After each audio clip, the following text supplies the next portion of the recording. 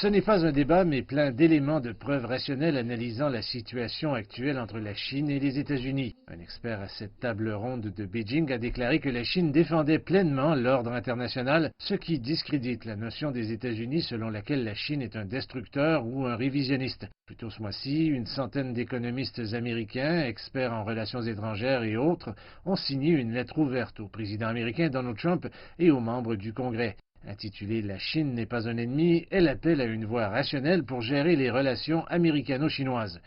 Ceux qui ont signé la lettre estiment que les relations américano-chinoises nécessitent un nouveau consensus stratégique.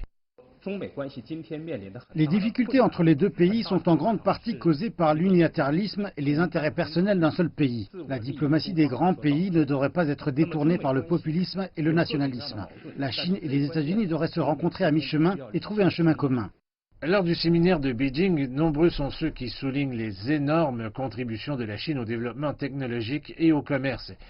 Ils disent que des visions différentes de l'ordre international entre les deux pays sapent la stabilité des relations bilatérales. Il est conseillé à la Chine et aux États-Unis de renforcer le dialogue sur leurs idées d'ordre international. La Chine ne poursuivra certainement pas l'hégémonie dans ce processus de développement. Ce n'est pas un engagement que nous avons pris envers un pays en particulier. Dans la culture chinoise antique, l'intimidation était une forme de relation internationale de niveau relativement bas et un choix stratégique. Au lieu de cela, nous devrions rechercher un réseau mondial de partenariats. Peut-être plus de 90% des progrès technologiques mondiaux proviennent de la diffusion technologique internationale. Les percées technologiques en Chine se sont également étendues à d'autres pays et leur ont apporté des avantages.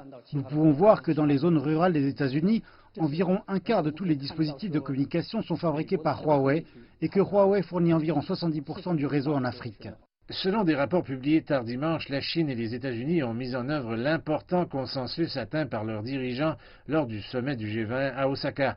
Certaines sociétés chinoises ont interrogé les exportateurs américains sur leurs achats de produits agricoles et ont demandé des exclusions de droits de douane sur les importations en provenance des États-Unis. Les responsables chinois ont déclaré qu'ils espéraient que les États-Unis travailleraient avec eux pour respecter leurs engagements.